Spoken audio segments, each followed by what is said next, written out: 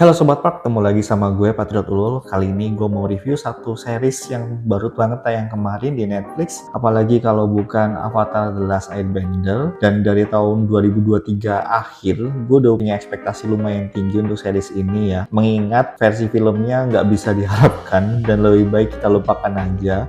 To be honest, Avatar The Last Airbender adalah salah satu animated series terbaik yang pernah gue tonton. Dan itu gue udah nonton mungkin belasan tahun yang lalu ya, hampir 20 tahun yang lalu ya. Jadi itu kalau nggak salah itu waktu gue masih SMA dan sampai gue kayak pertengahan kuliah gitu masih disetel sih di Global TV kalau nggak salah. Dan untuk nonton series ini gue beberapa kali harus recall atau nonton lagi beberapa scene yang ada di animated seriesnya ya, karena emang udah lumayan lama banget gue terakhir kali nonton. Dan budget untuk series ini pun terbilang lumayan gede ya, 15 juta dolar per episode. Tapi memang masih lebih kecil dari One Piece yang 18 juta dolar per episode. Artinya tuh kalau nggak salah tuh sampai akhir series ini tuh menghabiskan sekitar 120 juta dolaran lah. Masih lebih kecil dari versi filmnya yang 150 juta dolar, walaupun filmnya kayak gitu ya, tapi masuk untung lah bisa dibilang, karena dia HPP-nya cuma 150 juta dolar dan dia itu untungnya sampai 310 juta dolar, meskipun ya kayak gitulah kualitasnya. Kalian boleh tonton, tapi gue udah trauma nonton film tersebut. Tapi gue sebenarnya nggak menyalahkan film tersebut bisa flop ya, karena memang untuk yang versi series ini aja yang budgetnya 120 juta dolar dan dikemas ke dalam 8 episode ini, itu aja masih ada beberapa part yang kurang. Ini kan season 1 kalau nggak salah yang Water itu 20 episode lah, dan satu episode itu sekitar 20 menitan di animated seriesnya ya. Kamu bayangkan 20 episode itu dikompres dalam 2 jam, itu nggak mungkin banget untuk ngerangkum atau ngerekap cerita dari satu season aja, walaupun kalau nggak salah ya itu mau dibikin satu trilogi lah. Dan di sini itu juga akan dibikin trilogi tapi season ya, maksudnya trilogi season dari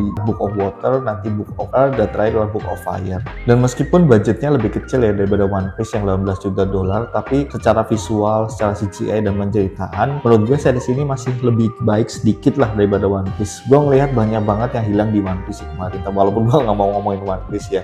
Cuma dan ini menurut gue juga nggak apple to apple juga sih, karena One Piece itu kalau nggak salah yang kemarin itu hanya dirangkum sampai episode ke-50-nya di animated seriesnya, di animenya. Sementara di sini kan hanya dirangkum ke episode 20 ya. Dan ya jelas lah pasti akan lebih padat di Avatar ini daripada di One Piece-nya. Dan sebenarnya cukup jelas ya, namanya adaptasi dari anime atau animated series ke live action, pasti banyak lah ubahan-ubahan atau modifikasi. Ya nggak mungkin 100% sama, walaupun masih mengikuti alur yang benar, tapi di sini ada beberapa dramatisasi lah. Contohnya kayak Katara mengingatkan Aang ya, waktu Aang jadi kaiju, cosplay jadi kaiju di final episode-nya di Kyoshi Island, itu nanti ada pengadilan Kyoshi ya, tapi ternyata itu nggak terjadi, malah mereka diserang oleh negara api. Dan ini spoiler alert dulu. Dan juga yang terakhir, Aang itu pas ketemu dengan Roku itu dia pas bertapa dan lagi diculik sama Zuko, tapi di sini malah pertama kali dia ketemu adalah di kuil api ya. Gua nggak tahu sih, tapi setahu gua pertama kali ketemu Roku memang bukan di kuil api. Ada beberapa hal ya yang mau gue komentarin tentang series ini. Bisa dibilang ini semacam minus poinnya lah. Menurut gue itu yang pertama adalah series ini tuh terlalu serius sih. Jadi di animated seriesnya itu kita masih bisa nonton lah kekonyolan Aang, Katara, dan Sokka. Tapi di sini tuh gue nggak melihat itu, atau ada cuma kurang nendang aja lah. Salah satu yang ada gue kurang nendang adalah ketika Sokka itu pengen ngajarin si Suki ini cara berburu, tapi malah Suki jauh lebih jago ya. Dan di situ kayak Sokka malah malu gitu. Tapi menurut gue tuh nggak nendang dan nggak dapet aja di sini. Nah terus yang kedua adalah ketika Aang itu main macam slide gitulah di Omashu, dan itu kan kalau di animated seriesnya bener-bener konyol banget tuh kejar-kejarannya. Cuma di sini nggak terjadi sih. Terus yang kedua adalah karakter Azula ya. Gue nggak mau body shaming di sini, tapi gue merasa Azula terlalu canggih ya di sini ya. Bahkan ada satu karakter numpang lewat, bisa dibilang dia itu semacam bounty hunter yang pakai tikus tanah buat kendaraannya. Tapi